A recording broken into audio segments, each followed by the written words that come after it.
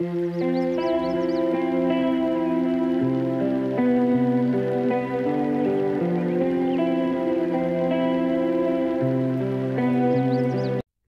পদ্মা, মেঘনা আর ধলেশ্বরী নদী মিলে রচনা করেছে এক অনন্য জনপদ, যেখানে জন্ম নিয়েছিল বাংলার মহাপুরুষ অতীশ দীপঙ্কর, আর যেখানে মাটির নিচে লুকিয়ে আছে হাজার বছরের সভ্যতার ছাপ। হ্যাঁ, আমি বলছি মুন্সিগঞ্জ জেলার কথা, যেখানে ইতিহাস আর নদী জীবনের সাথে মিশে গেছে হৃদয়ের গল্পে। চলুন আজ শুরু করি আমাদের নতুন যাত্রা, মুন্সিগঞ্জ জেলাকে জানার ইচ্ছা। আসসালামু আলাইকুম, আমি অনন্ত, আর আপনি শুনছেন AI radio Bangla story.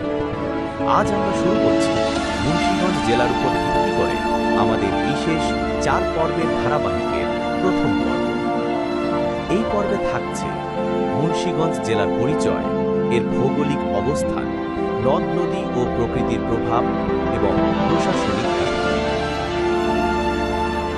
Munshiganj জেলার পরিচয় এবং অবস্থান। মুন্সিগঞ্জ জেলা, যা এক সময় পরিচিত ছিল বিক্রমপুর নামে, বাংলাদেশের একটি ঐতিহাসিক এবং নদী বেষ্টিত জেলা। এটি ঢাকা বিভাগের অন্তর্গত এবং রাজধানী ঢাকা থেকে মাত্র 25 থেকে 30 কিলোমিটার দক্ষিণে অবস্থিত। এই জেলার পূর্বে রয়েছে নারায়ণগঞ্জ, পশ্চিমে পদ্মা নদী ও ফরিদপুর জেলা, উত্তরে ঢাকা জেলা এবং দক্ষিণে শরীয়তপুর ও চাঁদপুর। মোট আয়তন প্রায় 1004.29 বর্গ কিলোমিটার এবং এখানে জনসংখ্যা প্রায় 16 লাখেরও বেশি। এই জেলার মাটি উর্বর, পরিবেশ শান্তিপূর্ণ এবং নদ নদী পরিবেশের উপর রেখেছে গভীর প্রভাব। নদী ও প্রকৃতির প্রভাব। মুন্সিগঞ্জ এমন এক জেলা যেটি 3টি প্রধান নদীর সান্নিধ্যে গড়ে উঠেছে: পদ্মা, মেঘনা ও ধলেশ্বরী। নদীগুলোর কারণে এখানে রয়েছে অসাধারণ প্রকৃতি, ফসলের উর্বরতা আর জলপথে ব্যবসায় বাণিজ্যের সুযোগ সুবিধা। বর্ষাকালে নদী ভরপুর থাকে পানিতে, আর শীতে দেখা মেলে শান্ত জলরাশির। নদীভিত্তিক জীবনধারা এখানকার মানুষের ঐতিহ্যের অংশ। মাছ ধরা, নৌকাযান তৈরি ও নদীঘাটের ব্যস্ততা এখনও জীবন্ত করে রেখেছে প্রাচীন নদীকেন্দ্রিক জীবনকে। প্রশাসনিক কাঠামো। মুন্সিগঞ্জ জেলা মোট 6টি উপজেলা নিয়ে গঠিত: 1 মুন্সিগঞ্জ সদর, 2 লৌহজং, 3 শ্রীনগর, 4 টঙ্গিবাড়ি, 5 গজারিয়া, 6 সিরাজদিখাল। এছাড়াও রয়েছে 6টি পৌরসভা, 67টি ইউনিয়ন ও শত শত গ্রাম। প্রতিটি উপজেলার রয়েছে নিজস্ব ইতিহাস, ভৌগোলিক বৈশিষ্ট্য ও মানুষের জীবনধারায় বৈচিত্র্য।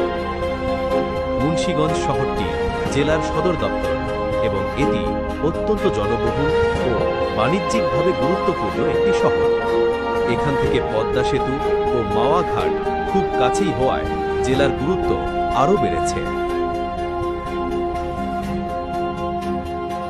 সংক্ষিপ্ত সারসংক্ষেপ। মুন্সিগঞ্জের পুরাতন নাম বিক্রমপুর, ঢাকা বিভাগের একটি প্রাচীন এবং নদী বেষ্টিত জেলা।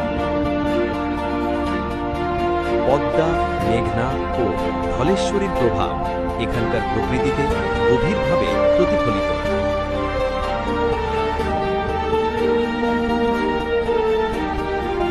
মোট 6টি উপজেলা, যার প্রতিটি আলাদা বৈশিষ্ট্য সম্পন্ন। কৃষিকাজ, নৌবাণিজ্য ও শহরকেন্দ্রিক উন্নয়ন একসাথে মিশে আছে এই জেলায়। ব্যক্তিত্ব ও তাদের অবদান। মুন্সিগঞ্জ জেলা, বিশেষ করে বিক্রমপুর, বাংলার ইতিহাসে এক আলোকবর্তিকা। এই জনপদ জন্ম দিয়েছে বহু মনীষার, যারা বাংলাদেশের গর্ব। বিজ্ঞানী আচার্য জগদীশচন্দ্র বসু, যিনি জীবন্ত কোষে প্রাণের অস্তিত্ব প্রমাণ করে বিশ্বজয় করেছিলেন, তিনি এই মাটির সন্তান। গীতিকার ও সুরকার অতুল প্রসাদ সেন, যার গান আজও বাঙালির হৃদয়ে বাজে। বাঙালি মুসলমানদের মধ্যে প্রথম সিভিল সার্ভিস পরীক্ষায় উত্তীর্ণ খোদা বক্স সাইদি। রাজনৈতিক ব্যক্তিত্ব আব্দুল গনি এবং মুক্তিযোদ্ধা ডক্টর কামাল হোসেনের শিকড়ও এই বিক্রমপুরে। এই জেলা শুধু বিদ্বানদের জন্ম দেয়নি, তাদের লালনও করেছে, যারা জাতির অগ্রযাত্রায় রেখেছেন অবিস্মরণীয় ভূমিকা। দ্বিতীয় অংশ, অর্থনীতি, কৃষি ও পদ্মা সেতুর প্রভাব। মুন্সিগঞ্জ মূলত একটি কৃষি নির্ভর জেলা। এখানে উৎপন্ন হয় ধান, পাট, সরিষা, বিভিন্ন জাতের সবজি এবং ফলমূল। নদী ঘেরা এই জেলার বহু মানুষ মাছ ধরার কাজের সঙ্গে যুক্ত। তবে সবচেয়ে বড় পরিবর্তন এসেছে পদ্মা সেতুর কারণে। পদ্মা সেতুর দক্ষিণ প্রান্ত মুন্সিগঞ্জ জেলার মাওয়া এলাকায় অবস্থিত। এই সেতুর ফলে যোগাযোগ ব্যবস্থা বিপুলভাবে উন্নত হয়েছে। মাওয়া এখন পর্যটনের কেন্দ্রবিন্দু। ব্যবসা বাণিজ্য বেড়েছে, জমির দাম বেড়েছে দ্বিগুণ তিনগুণ। হোটেল, রেস্টুরেন্ট, রিসর্ট গড়ে উঠেছে আশেপাশে। একটা সময় যেখানে মানুষ নৌকায় পার হতো, এখন সেখানে গাড়ি নিয়ে ছুটে যাচ্ছে দেশের এক প্রান্ত থেকে আরেক প্রান্তে। মুন্সিগঞ্জ এখন শুধু পদ্মার পার নয়, বাংলাদেশের অর্থনীতির প্রবেশদ্বার। মিউ, তৃতীয় অংশ, লোকজ সংস্কৃতি, ঐতিহ্য ও খাবার। মুন্সিগঞ্জের লোকজ সংস্কৃতি সত্যি মনোমুগ্ধকর। বাউল গান, জারি গান, পালা গান, কীর্তন সবই এখানকার সাংস্কৃতিক জীবনের অংশ। প্রতি বছর পদ্মার পাড়ে হয় নৌকাবাইজ প্রতিযোগিতা, যা দেখতে দূর দূরান্ত থেকে মানুষ আসে। বিক্রমপুর উৎসব তো রীতিমতো একটি বড় আয়োজন, যেখানে গ্রামীণ ঐতিহ্য, হস্তশিল্প, গান বাজনা সব একসাথে মেলে ধরা হয়। এখানকার খাবারের নাম না বললেই নয়। পদ্মার তাজা ইলিশ মাছ, যা মুন্সিগঞ্জকে করেছে বিখ্যাত। মাওয়া ঘাটে তৈরি সর্ষে ইলিশ, ইলিশ ভাজা আর ভাপা ইলিশ, এসবের স্বাদ যেন জিভে লেগে থাকে। তালের পিঠা, খেজুরের গুড়, মুড়ি মুড়কি, এই সব দেশি খাবার এখানকার প্রতিটি বাড়িতে উৎসবের অনুষঙ্গ। সংস্কৃতি আর স্বাদের এই মেলবন্ধন মুন্সিগঞ্জকে করেছে আরও সমৃদ্ধ। চতুর্থ অংশ, মানুষের জীবনধারা ও বর্তমান চিত্র। মুন্সিগঞ্জের মানুষ সাধারণত পরিশ্রমী, অতিথিপরায়ণ এবং সংস্কৃতি মনস্ক। শহরাঞ্চলে দেখা যায় আধুনিক শিক্ষা প্রতিষ্ঠান, হসপিটাল, শপিং মল। আবার গ্রামাঞ্চলে এখনও দেখা মেলে মাটির ঘর, বাঁশের খুঁটির ওপর কুয়া আর সকালে মাঠে যাওয়া কৃষকের দল। নতুন প্রজন্ম এখন প্রযুক্তি নির্ভর। অনেকেই অনলাইন ব্যবসা, ফ্রিল্যান্সিং এবং উদ্যোক্তামূলক কাজ শুরু করেছে। মেয়েরা পড়াশোনায় এগিয়ে এবং অনেকেই শিক্ষকতা, নার্সিং বা ব্যাংকিং পেশায় যুক্ত। বর্তমানে মুন্সিগঞ্জ হচ্ছে একটি আধুনিক ও ঐতিহ্যবাহী রূপের অপূর্ব সংমিশ্রণ।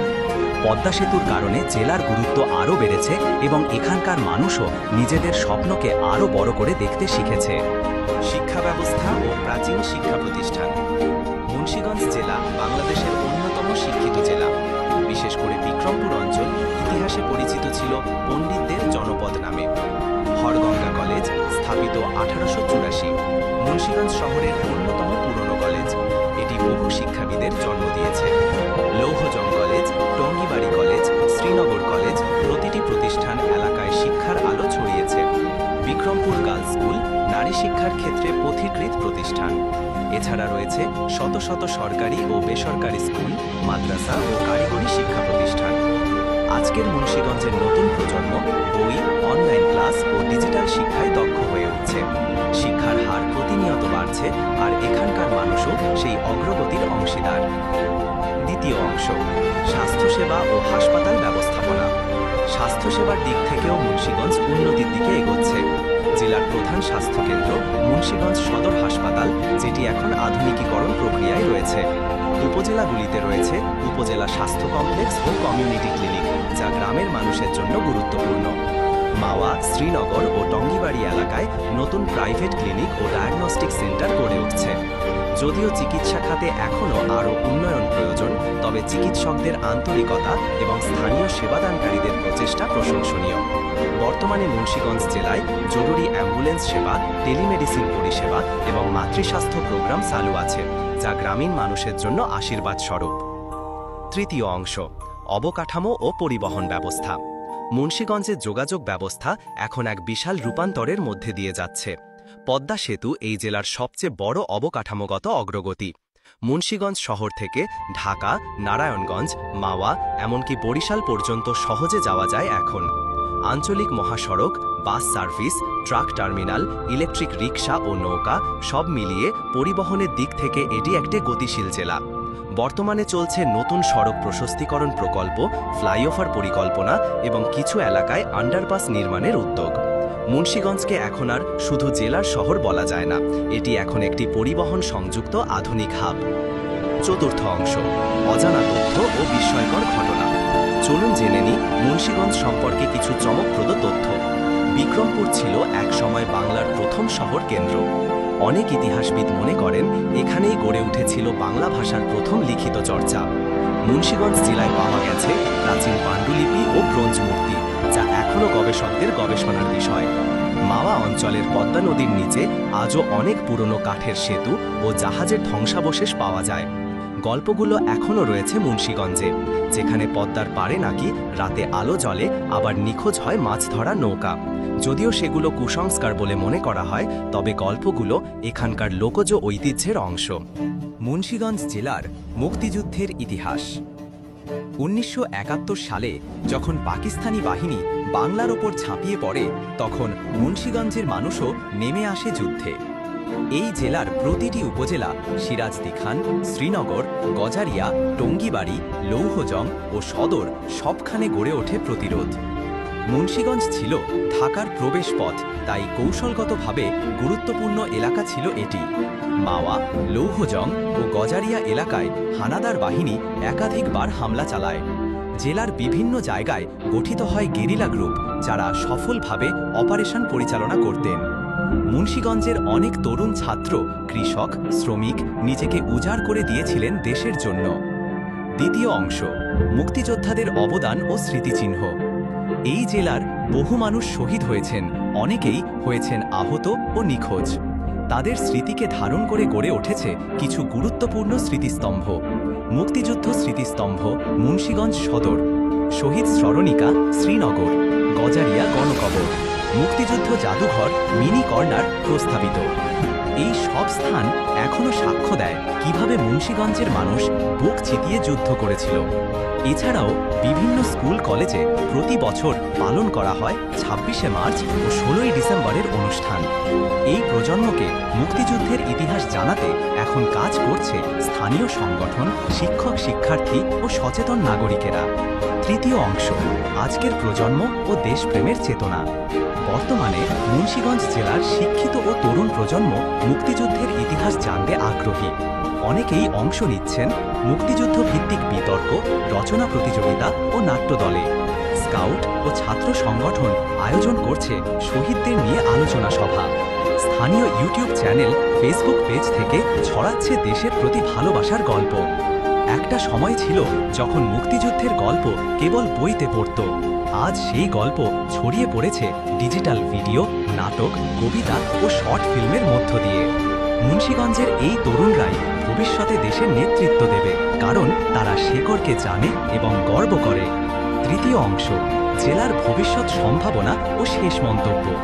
মুন্সিগঞ্জ এখন শুধু একটি জেলা নয়, এটি হয়ে উঠেছে সম্ভাবনার প্রতীক।